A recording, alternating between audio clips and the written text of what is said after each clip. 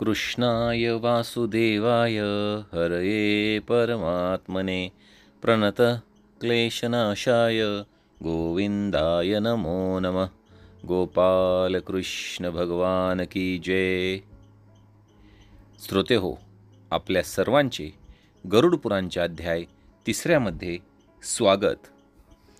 आपण भाग 2 मध्ये पाहिले की आत्म्याच्या उद्देशासाठी 13 दिवस पिंडदान का आवश्यक आहे आणि आत्मा 24 तासांनंतर घरी परत का येतो।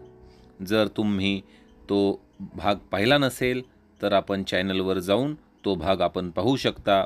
त्याचबरोबर गरुड पुराणची प्लेलिस्ट देखील मी तुमच्यासाठी बनवून ठेवणार आहे, जेणेकरून तुम्हाला सर्व अध्याय एकाच प्लेलिस्टमध्ये आपल्याला पाहायला मिळतील। आजच्या या खास व्हिडिओत मी तुम्हाला सांगणार आहे की यमलोकात जाणाऱ्यांचे 13 दिवसानंतर काय होते आणि त्यांच्या मार्गात येणारे 16 नगर कोणते आहेत। वैदिक आणि पौराणिक ज्ञान मिळवण्यासाठी व्हिडिओला जास्तीत जास्त शेअर करा आणि चॅनलला सबस्क्राईब करा। जास्त वेळ न घेता मी आपले आजचे सादरीकरण तुम्हाला सादर करतो।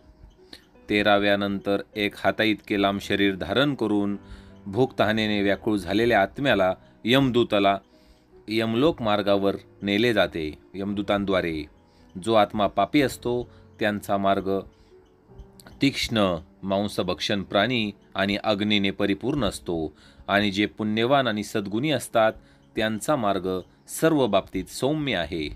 त्या मार्गात त्यांना कोणतीही अडचण येत नाही। भूक आणि तहानेने व्याकुळ झालेल्या जीवाला यमदूत रोज अपार वेदना देतात।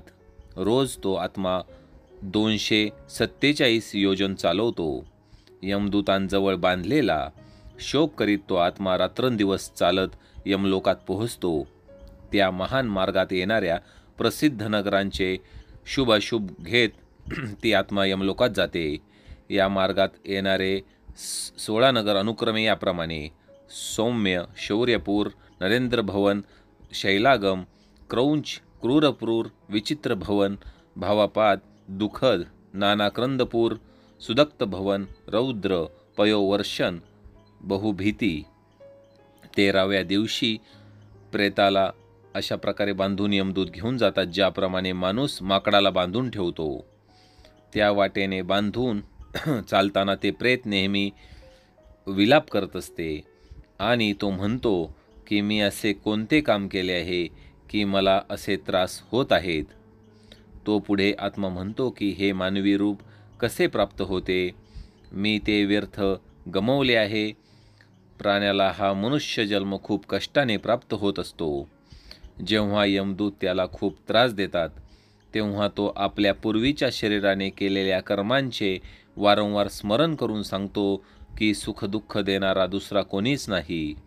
जे इतरांना सुखदुःखाचे दाता मानतात ते अज्ञानी असतात। जीवाला नेहमी पूर्वी केलेल्या कर्माचे फळ भोगावेच लागत असते। मी दान केले नाही, मी अग्नीमध्ये यज्ञ केला नाही, हिमालय पर्वतांच्या गुहेत मी कधी ध्यान केले नाही, गंगेचे पवित्र जल मी कधी प्राशन केले नाही। मी जे काही केले त्याचे फळ मी भोगत आहे। त्याचप्रमाणे जेव्हा स्त्रीला या मार्गावर आणले जाते तेव्हा ती शोक व्यक्त करते की मी माझ्या पतीसोबत राहून त्याला कधीही आनंद दिला नाही किंवा त्यांच्या मृत्यूनंतर मी वैधव्रत पाळले नाही। मी जे केले नाही त्याचे फळ मला आता भोगावे लागत आहे। मासिक पाळीच्या नियमांनी किंवा चंद्राच्या व्रतानेही मी हे शरीर कधी शुद्ध केले नाही। स्त्रीचे शरीर हे अनेक दुःखांचे पात्र आहे। पूर्वी केलेल्या वाईट कर्मानुसार मला ते मिळाले आणि ते व्यर्थ गेले। अशा प्रकारे मोठ्याने शोक करत आत्मा यमदूतांद्वारे 17 दिवस निर्दयपणे वायुमार्गाने उडत नेला जातो। आता मी तुम्हाला यमलोकाच्या मार्गावर येणाऱ्या नगरांबद्दल सांगत आहोत। 18व्या दिवसाची रात्र पूर्ण झाल्यावर तो प्रथम सौम्यनगरला पोहोचतो। त्या रमणीय शहरामध्ये प्रेतांचा मोठा समुदाय राहत असतो। तिथे पुष्पभद्रा नदी आणि एक वटवृक्ष आहे जो खूप सुंदर दिसतो। यमदूत तिथे पोहोचतात आणि प्रेताला विश्रांतीसाठी थोडासा वेळ देतात। तिथे दुःखात ग्रस्त प्रेत त्यांची पत्नी, मुलगा इत्यादी नातेवाईकांकडून मिळालेले सुख आठवते. वाटेतलेल्या कष्टाने कंटाळलेला, भूक आणि तहानेने व्याकुळ झालेले ते प्रेत स्त्री, पुत्र, घर, सुख, नोकर, मित्र आणि इतर सर्व गोष्टींचा विचार करत असते. त्या नगरीत भुकेने त्रस्त झालेल्या प्रेताला पाहून यमदूत म्हणतात की कुठे आहे पैसा, कुठे आहे पुत्र आहे, कुठे आहे स्त्री, कुठे घर आणि कुठे तू असा त्रास सहन करतोय.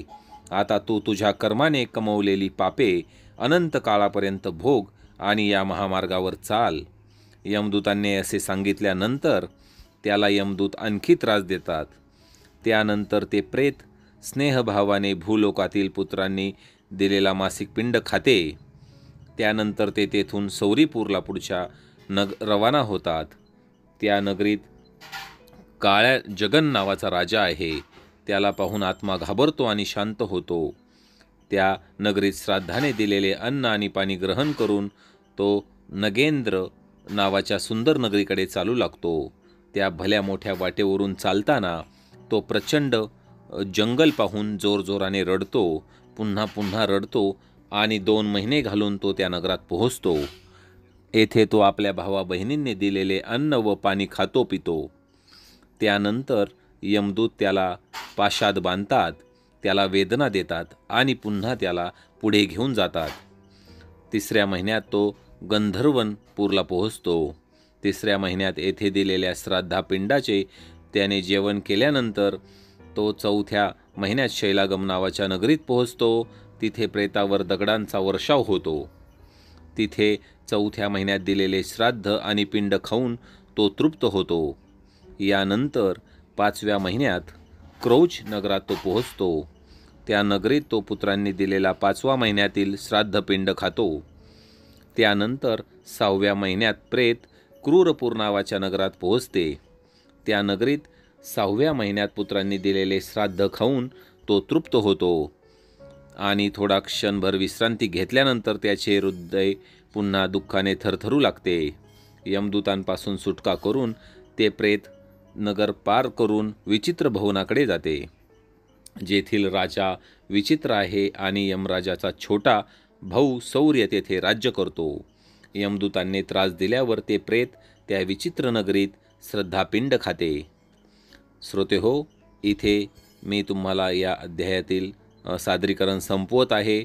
यापुढील जी माहिती आहे मी तुम्हाला गरुड पुराणच्या भाग 4थ्यामध्ये सांगणार आहे. तुमचे ज्ञान वाढवणे आणि धर्माबद्दल तुमचे कौतूहल वाढवणे हाच आपल्या चॅनलचा महत्त्वाचा उद्देश आहे. सर्वांना जागरूक करणे. त्यामुळे आपण या व्हिडिओला जास्तीत जास्त शेअर करा आणि चॅनलवर नवीन असाल तर चॅनलला सबस्क्राईब करा आणि या मराठी भक्ती परिवाराचे आपण सदस्य व्हा. भेटूया लवकरच गरुड पुराणच्या अध्याय 4थ्यामध्ये. धन्यवाद.